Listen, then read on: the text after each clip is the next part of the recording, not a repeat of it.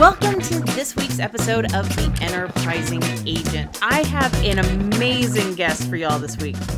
Here to talk about how to have your cake and eat it too in your business. Please welcome Minessa Konecky. Hey, hi. It's so good to be here, Stephanie. I am so excited.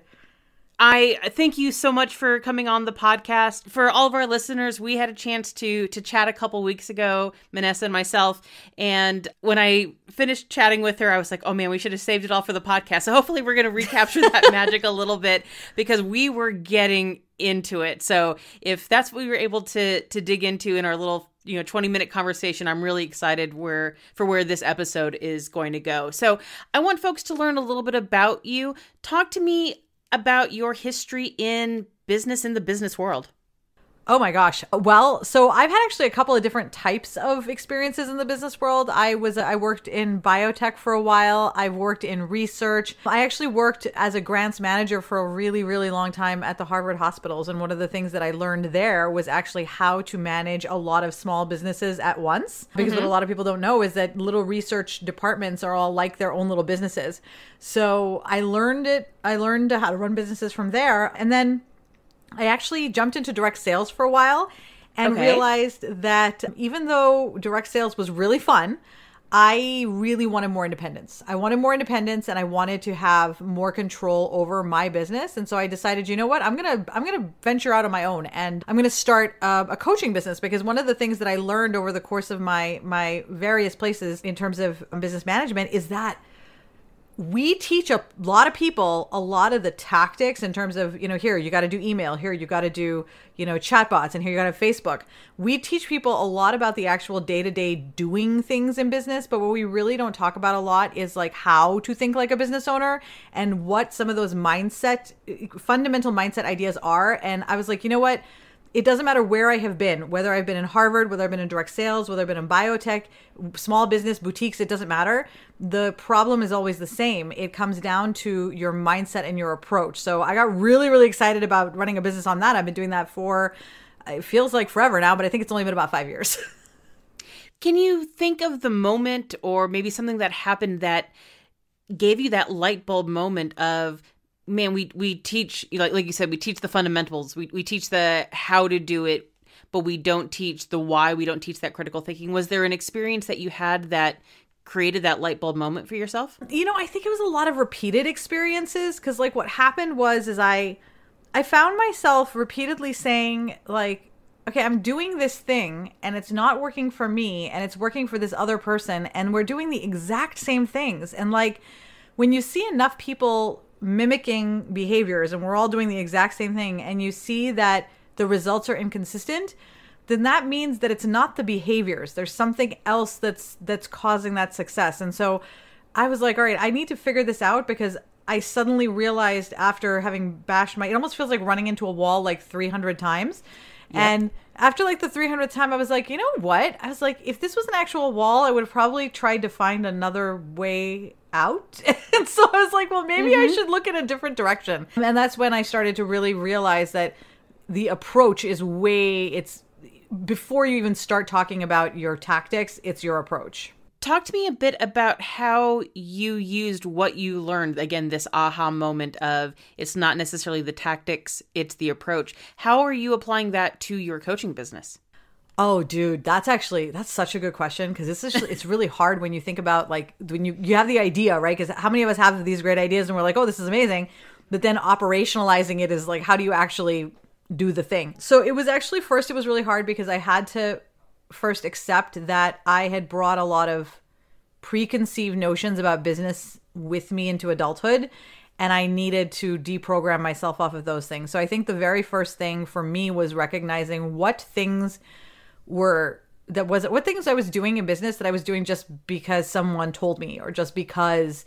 And so in my coaching, one of the things that I really push a lot is always ask the question, are you getting the results that you're looking for from the activity that you're doing? And if you're not getting the results, for many of us, we're afraid to look at that. Like we're afraid to look because like it's almost if you look at it face on and you see that you're not getting results, well, then you have to do something about it. And what if you don't know what to do about it? That's even scarier because now you're faced with the possibility that you just may not know what you're doing. And those are very, very scary places to be. So in my coaching, what I've done is I've created a community where I make these challenges. I share with them when I'm going through a challenge like that, where I'm facing something that is a preconceived notion. And I sort of like walk them through the path that I go down psychologically to move my way out of it, while also providing tools that will let you sort of stay on the rails, right? 'Cause for the places that I've already been, because there are places that I'm going to that my clients have not yet been, but and there are places I've already been that they are now finding their way. So, and those are the places where I usually will have something ready for them, but I don't shy away from showing them when I run into that wall myself, because they need to see someone going through the process of slamming into a wall, getting bruised, getting upset, and working their way through it. Otherwise, it just looks like I'm like, oh, look, there's a problem. And then like I figure out the solution in behind closed doors. And then I come out and I'm like, ta-da, this is how you fix it. And nobody gets to actually see the process, which is really the most important part. Yeah, absolutely. I think those that have achieved some level of, in air quote, success, or what somebody else determines to be success, I think it becomes that pay no attention to the man behind the curtain sort of mentality of like, we don't know how they got there and they make it look so easy. And the ones that have built those systems or have those processes that they come back to over and over again, or just so well organized that nobody sees the chaos. It's that, like that iceberg theory that, you know, you're only seeing the little bit that's above the water, and then there's all this stuff underneath the water that no one gets to see. We have in our real estate team right now, we're in the middle of a monthly like accountability group. And you're right. Even me sharing when I missed a deadline for myself, or when I was struggling with something. And I think that's also a big thing with not only, you know, being accountable when you have a group to be accountable to, but being accountable to yourself, of being kind to yourself and going, you know, hey, maybe I need to switch gears, or maybe today isn't the right day, so here's what we're going to do tomorrow. So many people strive to be perfect all the time. And number one, it's boring to be perfect. And number two, it's impossible to be perfect. So showing that imperfection, you know, a little bit of those cracks in the facade, I think are really important to folks who aren't quite there yet, to know that the ones who are truly successful and are finding joy in their business aren't perfect. Because if I had to be perfect, I wouldn't be anywhere near as happy as I am right now. Oh God, the pressure to be perfect. The pressure alone, forget about actually doing the things. It's just the pressure that is there, it'll cripple you before you even walk out the door. You know, you said something earlier though. You mentioned that you said being kind to yourself. Like, I think that's actually, and I'd be curious to hear your thoughts on this, because I think that in order for us to be able to confront whatever it is that our challenges are, our problems, we do need to be able to do it with kindness. But how do you do that? Because I know that it's a tough thing to do, right? So I imagine at some point you were more judgy with yourself. Like, how did you migrate from being judgy to being... Number one, I love it when I get interviewed on my own podcast. I will do that all day long. But you know, how did I determine that, you know, or how did I get to this level of stopping kicking myself for not being where I need to be and being kind to myself?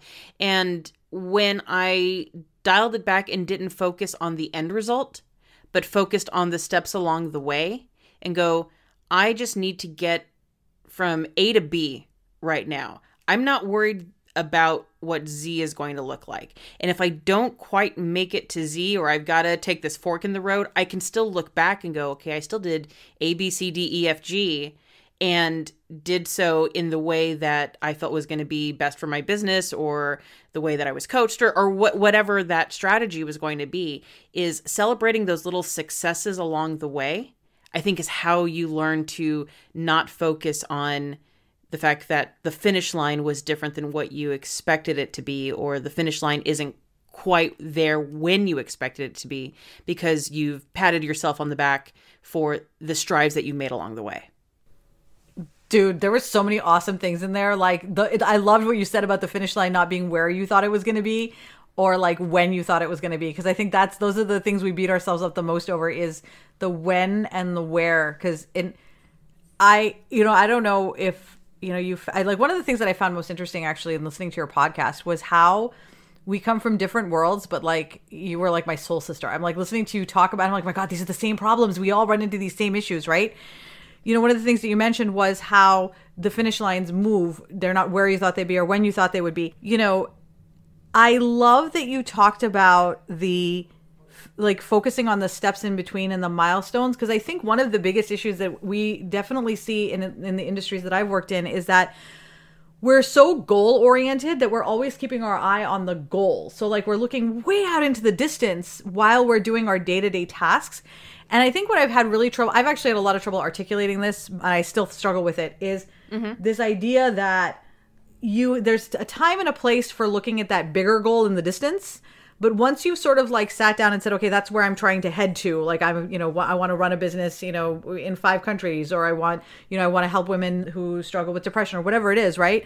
Then you've got to pull back in, and you really just need to focus on the day-to-day stuff and not focus on that bigger picture stuff. That's a really tough concept. I think that was a really hard thing for me to understand. And it seems so counterintuitive. How do you feel about, clearly you do the same thing, but I'm really curious about how you felt about it as you, were you just what the, I was? Yeah. I think for me, so, talking about previous background and that sort of stuff of, very much like you, I've worked in different industries. I've been in different businesses. I went to college to get a degree in English and French, and now I'm a real estate agent who can't speak French anymore. So, this all changes. So I've already been through the path doesn't look like what you're going to need it to be. I used to own it. I went to culinary school, went through pastry program. And so when I talk to folks about the process, and I hate even just using that term because it feels so corporate speak, and we're going to talk about corporate speak and guru culture and that sort of thing here in a moment, but it feels so corporate speak. But when you talk about the process, I almost look at it like a recipe. If all I need to do right now is to cream some sugar and some butter, that's the only thing that I'm focusing on right now. I'm not worried about how am I going to pipe rosettes at the end of the day on this wedding cake. All I need to focus on is the sugar incorporated into the butter. Great. Now I'm going to add my eggs in. So I think, oddly enough, cooking and baking is that process of I can't get too far ahead of myself because then I'm going to mess up the thing that I'm doing right now. And I think it's very much the same way in business, and especially for new business owners who are building their process or learning the process or figuring out where their skill set and personality fits within this process or this goal that they're trying to set for themselves. And sometimes you've just got to go, what is the thing in front of me? And let me tackle that, and know that if I tackle that, then I've set that foundation for that next thing that needs to happen. So it comes from baking. Dude, that's so good. That is so good. I love that idea so much because I think, when you start to think about what each of these little tasks mean. So if I'm just writing a social media post, right, then it's just a social media post. Who cares? But if I'm writing a social media post because it is the thing that is going to take my business from a space where I'm at now to helping all these women, and suddenly you're talking about there's a lot of weight to put on a little post's shoulders. Exactly. Attach a photo, do 4 hashtags, and send it on its way. Yeah, absolutely. It's a lot, and I think that I love that. I'm gonna steal that analogy. I'm just letting you know. Go for it. Absolutely, because you're absolutely right. If you're incorporating the color into the frosting or whatever, you've got to focus on that one step, because if you even think 2 steps ahead in whatever you're doing, what you're gonna just last night my husband was making crumble for the apple for the apple thing, and he put in 2 tablespoons of water with a cup of flour instead of 2 teaspoons. So instead of creating a crumble, he created a dough, and he hands it to me. He goes, "Hey, will this work? Can I just use this?" And I'm like, "No, this is not the same thing at all. It'll do something, but it won't do what you think it's gonna do." Because he wasn't focusing on that particular thing he was doing in that moment.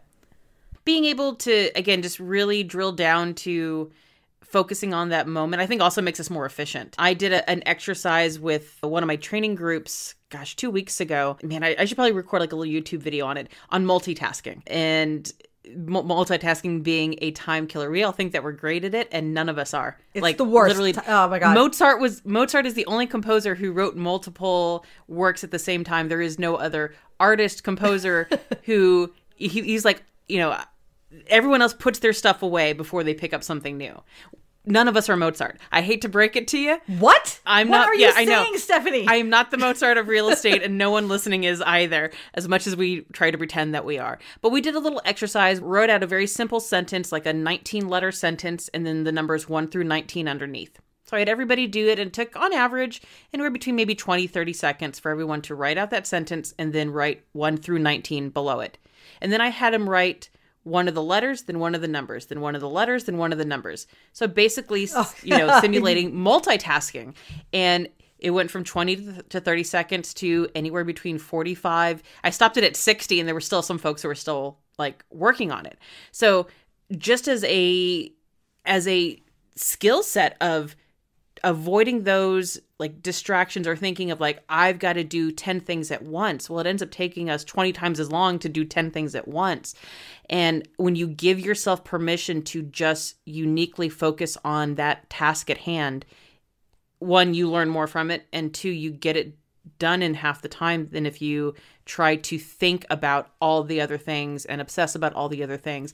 I have an agent, and I'm not going to mention her name, but she's lovely, and she just got her very first listing, and we're very excited. Oh, exciting. And she's just been obsessing about it. What do I do when this happens? What do I do if this happens? And I was like, put on your calendar 15 minutes a day for you to obsess.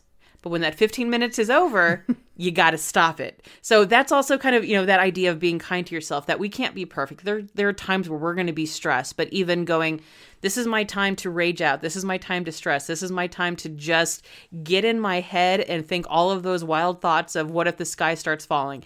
But then when it's done, I can put it away. So even putting away that negativity or putting away the things that sabotage us, I think for me also is a little bit of kindness, because that fake it till you make it, or like, you got to wear that smile all the time. I think that's toxic as well. My God, I do not subscribe to that at all. And actually, so people ask me, I'm very, very efficient. I'm very efficient. And people ask me, they're like, how are you so efficient? And my answer is, I don't multitask. Like you can't, if I am multitasking, I am not efficient. It means I'm trying to do something else and I'm sabotaging myself. Like I am definitely, and I know it, but old habits do die hard. So I'm so subscribed to that philosophy. And I think that like part of that is the problem is that we were raised like these philosophies that like we're talking about, like it's funny that we're challenging them here, right? Because these are things that if you were to ask me, say 5-6 years ago, I would have believed them to be as immutable as the waves and as the current. Mm-hmm. Like, this is just how it is. And you just don't understand if you don't accept this is how it is.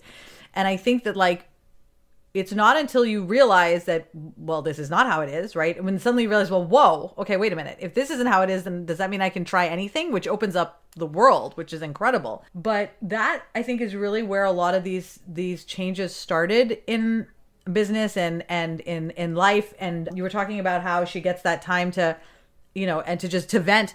And I did this training once where I talked about how, how you pick up your phone sometimes and it's like fully charged and you pick it up like 20 minutes later and it's almost dead. And you're like, what just happened? Right.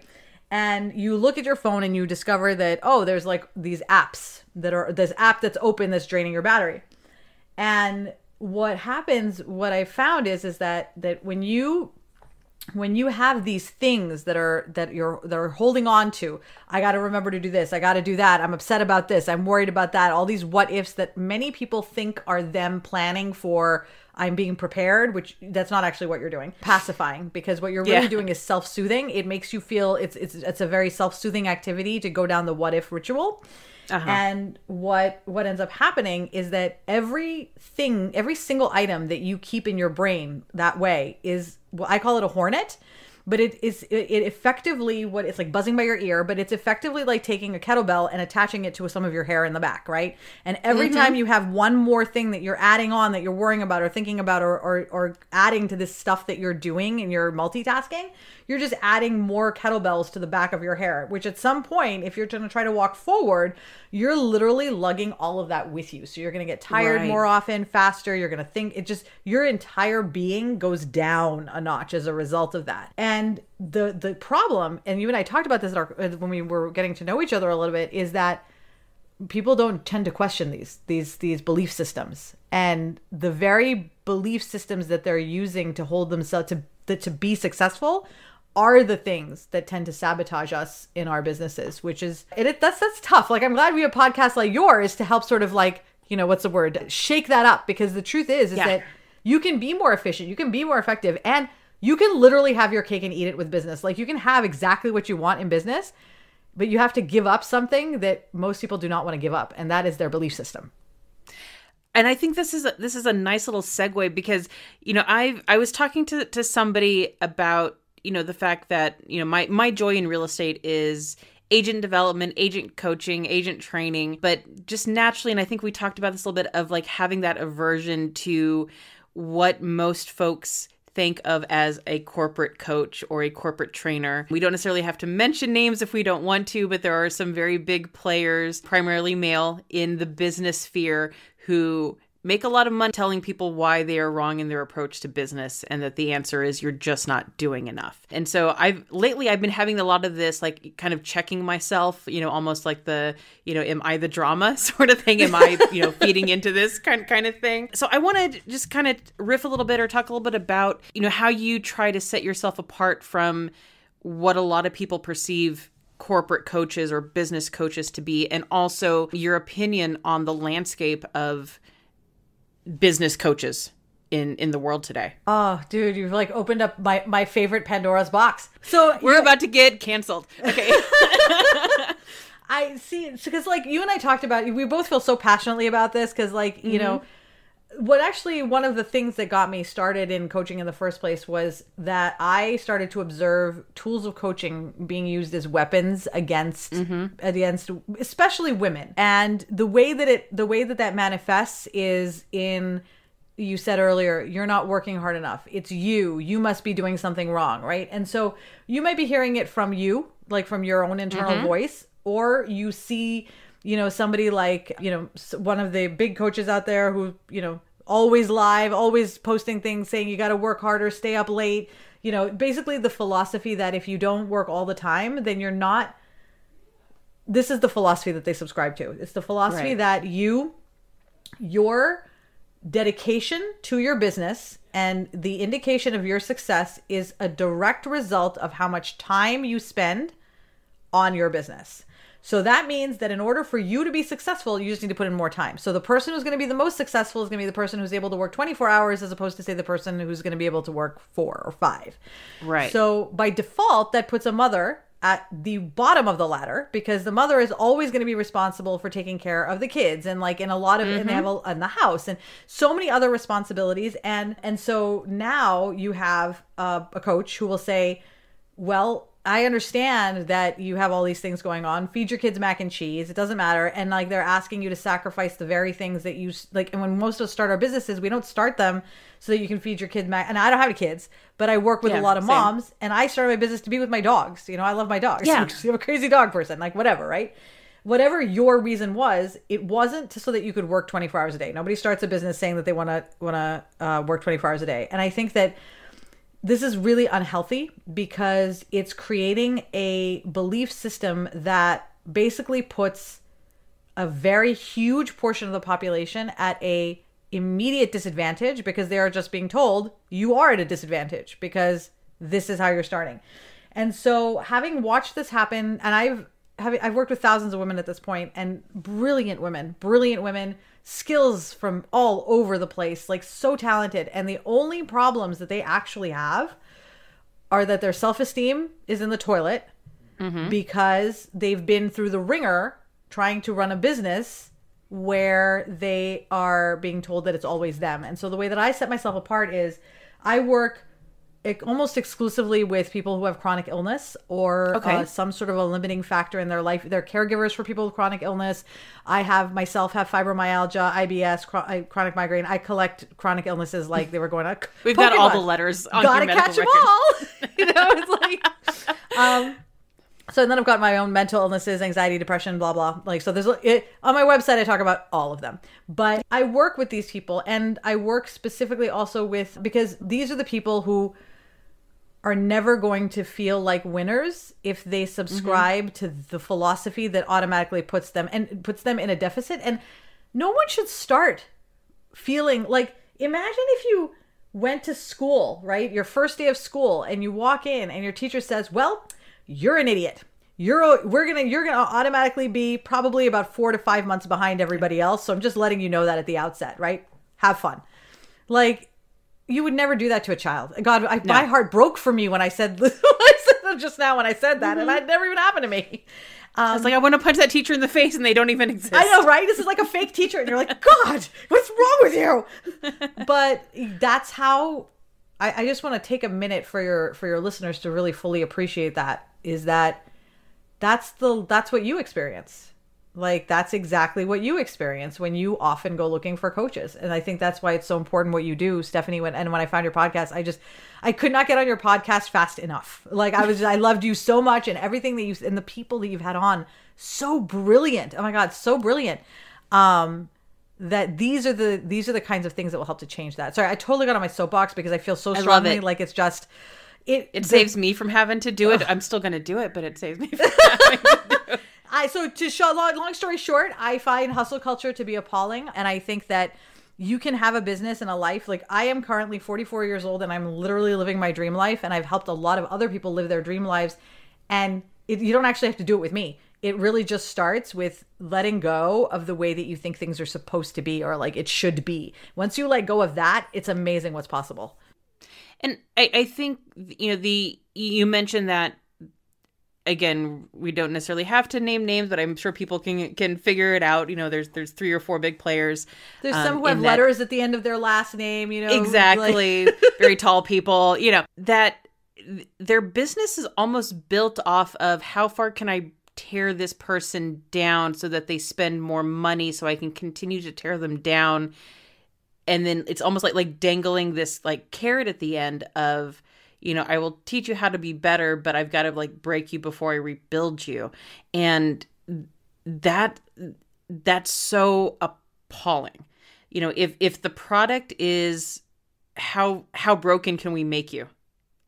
I don't even know how someone would begin to see that as a benefit, but not just to call out, again, the big players in this business coaching culture. We see it in diet culture. We see it in, a lot of the toxic systems that we have, especially in this country today, of, can we make people feel so bad about themselves and then promise to be their savior? And when that's somebody's business model, my hope is that people can kind of start to see through that of, okay, what is this person actually selling? Or what did this person, it's very easy to talk about building $1 million business when you inherited a $3 million wine business from your parents. What gets you there? That idea. And like you said, nobody builds a business. If I ask 100 small business owners or 100 real estate agents, what I like using the idea of, what does a random Tuesday look like to you if you are not stressed about where your next paycheck is going to come from? If you're not stressed about where your next deal is going to come from, what does a Tuesday look like? And no one says, I want to work 19 hours. Nobody says it. It's, I want to get up in the morning, go grab a cup of coffee, go on a walk with my dogs, come back, do some work, maybe enjoy dinner with my family.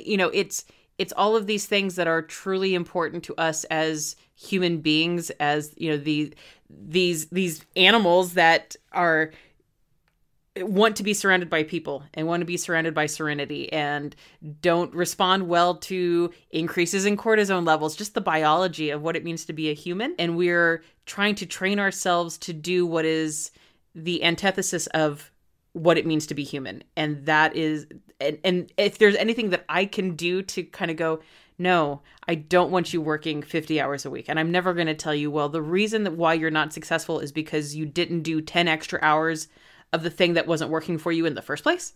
I don't see how that can make sense. The logic is beyond me. So yeah. So for me, it's, am I just pushing to go do more? And if I'm not, then okay, cool, maybe I'm not feeding into that. And am I giving tips? Because in anticipation of our conversation, this is something I've really just been focusing on a lot lately, is like watching some of those, again, business coaching guru, like their seminars or anything that's on YouTube. And I was like, there are no tips. There's no practical thing that I can apply. There is no, so step 1, step 2, step 3, or here's how you track, or here's how this is an indicator of forward momentum. It's purely, you're wrong, you're not doing enough, you're the reason for your problems. It's blame and then fix it, with no tools on how to fix it other than just harder, more, grind more, hustle more. I'm like, you're going to grind yourself to dust if that's your idea of quote unquote grinding. It's just oh gosh, beyond me. The amount of physical damage that it does to the body. I don't know if you like, I hit rock bottom physically before I was able to come back. Did you also hit rock bottom physically before you were able to bounce back from overwork, or were you? There was definitely physical thing. I had my whole left shoulder out of commission for 3.5 months. Oh my gosh. My husband had that happen to him. Yeah. It was bizarre. Did something happen to it? Because he got this weird condition syndrome that like nobody, like it just was random and he just couldn't use his shoulder. Is it okay? Is it okay now? Yeah, I mean, I still have like a little bit of like, it'll twinge from time to time. But yeah, like no damage. I wasn't in an accident. I didn't fall. I'm not sporty. So where was I going to hurt my shoulder? Watching RuPaul's Drag Race? Probably not. There's no way. And all of a sudden I had no range of motion beyond my arm straight out. Oh my. I was doing Hitler salute was basically oh gosh what I could do. But yeah, putting on a bra was talk about having to have my husband dress me. Yeah, that's what I do with that. I just don't wear a bra. Oh yeah, 90% of the time. But yeah, no, I mean you get that physical. For me, it was mental. It was like I had a breakdown in a dog park. So it's when you're like, okay, something needs to change, and the thing that needs to change isn't just doing more of what put me here in the first place. Yeah. And that's the key, because in the end, it was like in Aliens, it's like one of my favorite scenes in Aliens, like the alien's acid blood has eaten through all the wheel and she's trying to drive the car and the metal is just grinding against the road. It's not actually going anywhere. It's like, Ripley, you're just grinding metal. And that's what ends up happening at the end, is that you just start grinding metal and the smoke comes and it smells bad. And it's so counterintuitive, but what I tell my clients and people who work with me is take time off. It's funny because they're always like, what should I do? And I'm like, you need to take a week off. And they're like, what? And I'm like, trust me, if you just take a week off, when you come back, I will help you get where you need to go. But when you're like, you can't even think properly because your brain is just so wired. It needs a chance to, it's almost, you know what it's like? I'll tell you what it's like. When I was 5, and I remember this vividly, like beyond vivid, my mother told me that I was sleepy and that that it was time for me to take a nap. Okay. And I was like, Mommy, I'm not tired. I'm not tired. And fell right to bed. Okay. And why? Because I was so overtired and so worked up that she knew I just needed a nap, but I was so worked up, I just couldn't comprehend. And then I just passed out. As adults, we have that same thing, right? So when you get totally fixated on your business and like, I gotta, and you're like really like focused in that area, you can become like a toddler. And now you think you're making all these really great decisions, but you're really not. And you think you've got to solve this problem right now. You really don't. Like, you have to take that time for yourself first, breathe, give your body a chance to heal, and then you can solve all the problems. Like when you come back. Absolutely. Your business, and I think we as women especially need to hear this, but your business is what you do. It's not who you are. At the end of the day, you are still you, and you have to give time to honor that and care for that and just be who you are, regardless of the money or the business or the number of clients or the lack thereof. I'm the same way as like, you are not working more than 5 days a week. I can't force anybody not to, but one of the first things I go is, okay, what are your 2 days off a week? And they're like, what? Yeah, what are your 2 days off a week?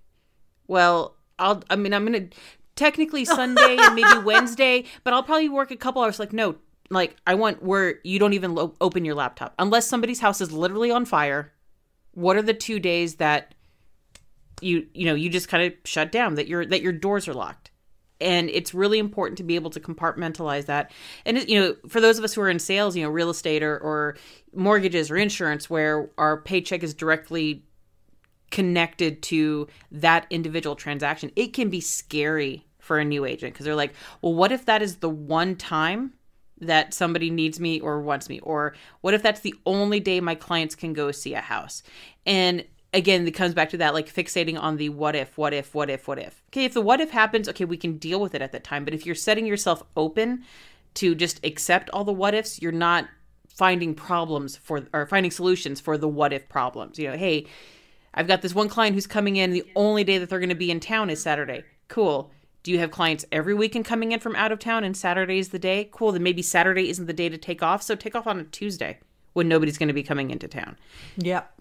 But that doesn't mean you don't add on. You don't just take on more, because at some point that bucket is going to completely overflow. I want to talk, you mentioned about, that physical illness and hitting physical rock bottom and realizing that a change need to happen. Talk to me about how you overcome or mitigate some of those physical challenges that you're up against, because I'm sure you're not alone in that.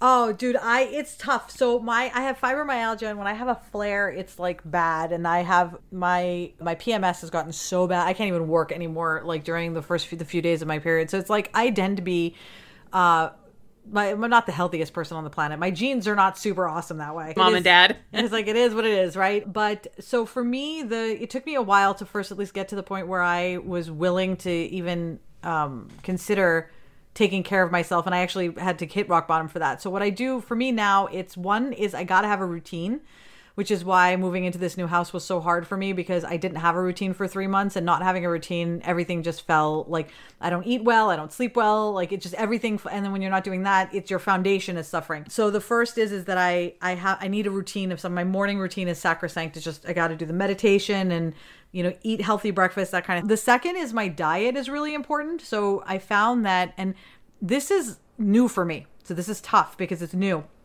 I am very self-indulgent. I am so self-indulgent. I will eat a pint of Haagen-Dazs ice cream and then go back for more. I freaking love it, right? But my body does not like this. So I've had to be really mindful. So I think my mindfulness practice is really helping, mindful of what I eat and really making sure that I am eating, because it's really like what a lot of us don't think about is, I'll eat later, or I'll pass, or I'll skip it. And I've seen a lot of my clients do this, and it's only through watching them that I've started to notice, like in myself, how impactful it is that like, so you skip lunch, right? Because you're like, oh, I'm so busy and I have no time for lunch.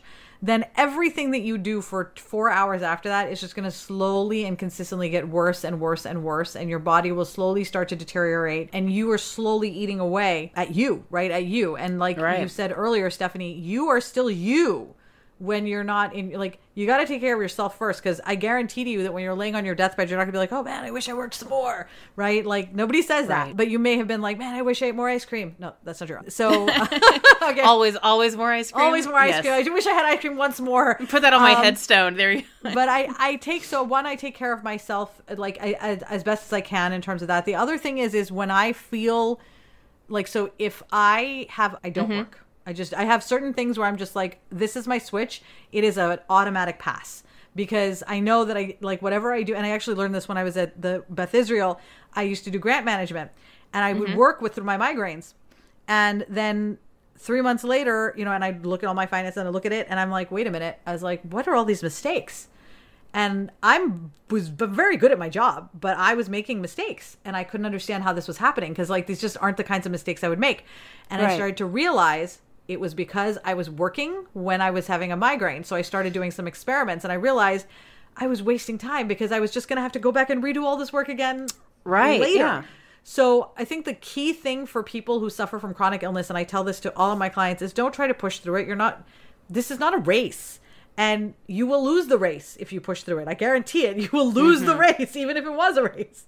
Is take care of your body first, because without your body, you actually are unable to multitask. You're unable to function. Like, your body is a critical part of doing You can't work. even single task, let alone multitask. It's like, you really need to focus on this thing here that's keeping you moving around. That's really key, is that recognizing that your body is your ward. Your body is your ward. And that you have to take care of it the same way you're taking care of the kids, the dogs, the husband, the wife, whoever. Yeah, I find too, we talked about, that at least for my agents, what are your 2 days off a week? I even encourage them, if you have to, set alarms to remind you, hey, this is my lunchtime. Or when you're working on something, you're going to want to take 5 minutes every hour. So if it takes you setting an alarm on your phone for 55 minutes, and when that goes off, you get up and you stretch, and you're not looking at your screen, you're not like, you were like literally just recalibrating a little bit. And it's amazing how much more you can tackle, how much more you can get through, and how much clearer your mind is if you just give it a moment to breathe for half of a second. You know, we talked about like taking care of your body, and I've got to remind folks all the time that your mind is part of your body. It's an organ in your body, like your heart or your liver or your kidney or, you know, whatever it may be. It's there, and we've got to take care of it in very much the same way. And I know that, you know, especially here in the US or in Western culture, there's such a stigma on mental health care. We wouldn't think twice if somebody broke their leg. We wouldn't go, you know, just get outside, read a good book, you know, you'll be fine. It's like, no, go to a doctor, get a cast, get it taken care of. Or someone's, you know, bleeding from a gash in their hand, go get some stitches. It's okay. And it's okay to go, hey, I need a little bit of medical care for my brain.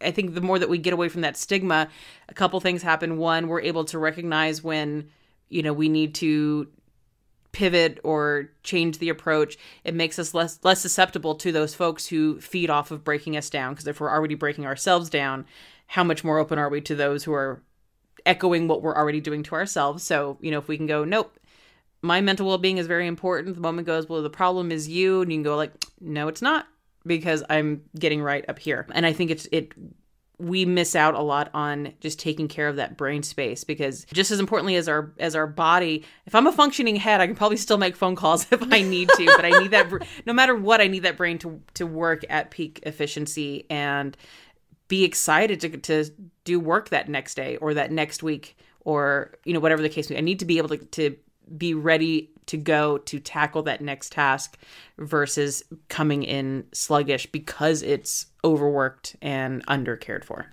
Oh, dude, therapy.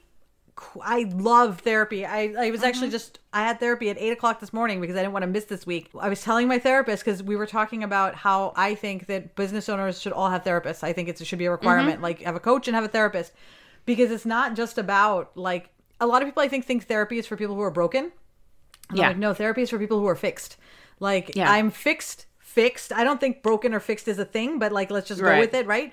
Yeah. So I'm fixed because I'm in therapy. And like, in therapy, I found that therapists are really great business coaches, because they can help me understand myself better so I can perform better. And just generally, you're like on my other soapbox here. I'm like therapy all the time. It's so critical. I wanted to jump in and say one thing though. You asked me earlier for a tip, and I didn't. I have a more concrete tip. So I know we were probably going to get to this at some point anyway, so I'm just going to dump it out there now. So let's do it. The way that I approach in terms for my clients is a very specific way in terms of how you live a hustle-free life, so that you don't have to work all the time, so that if you have a chronic illness or you are time limited, or you do need to take care of yourself, what can you do? So the way that I tend to approach it is, I don't believe in these big, I mean, they exist obviously, like time blocking and these big life changes to be able to get your life under control, because that shocks your body, and you can only do it for about 2 weeks before you drift back into whatever you were in before, just because it's not, your body is shocked, it's scared, it's not for it. So the way that I tend to approach change is very, very small increments, and slide in under your cortisol radar, so that your primal brain doesn't get activated to try to protect you. So it seems like this is just something normal. It's natural. Pay no attention. It's fine. It's fine. Don't look, right? And so I have a free handout, a free tool, if you go to hustleproofyourlife.com, that will give you 4 specific things that you can do. And each of them are little changes in approach. So none of them are like these big, go make a change to your life. Each one is like, one is about how you approach your notifications on your phone.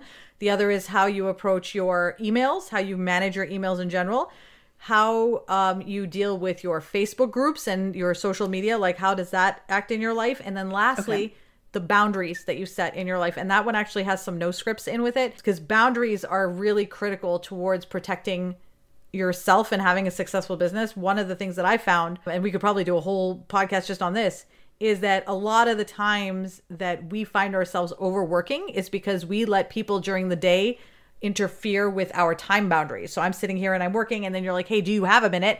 And I'm like, sure. Now I've let you break that boundary. Now I'm with you for 20 minutes. My day just got 20 minutes longer. Well, actually, it's probably got about an hour longer, because it's going to take me 20 minutes just to get back into whatever activity it was I was just doing. So now I've lost an hour in my day. So it's about learning how to set healthy boundaries so that you can start to get some of the day's time back from your day without making these really big changes. And what happens then is just with that little bit of freedom that you get from making these little changes, you feel freer and more empowered then to make bigger changes and bigger changes. And so I always like to start with like the tiniest little sliver of change that you can to kind of get that lever in, and then you could start prying up the boards of that you're trying to get to. If you could go back in time and give your new business owner self one piece of advice, what would it be? Oh, geez. Oh my God. You know, this is going to sound ridiculous, but I think I would give new business owner me the same advice that I would probably give young me, is just keep putting one foot in front of the other. Don't worry. Just keep putting one foot in front of the other and you will get there. Like, I think that the worst thing I've done to myself, I think, in my life is worry so much. Cause like, I'm here I am. Everything that the things that I worried about that came to pass have come to pass and everything's fine. The things that I didn't worry about did not come to pass, and some did. I'm still fine. I mean, we're here. So I think that I would really just be like, it'll be okay. And so I try to tell myself that now. Because if I could tell it to myself then, I can tell it to myself now. So it really is, it's going to be okay. Just keep swimming. Just keep swimming.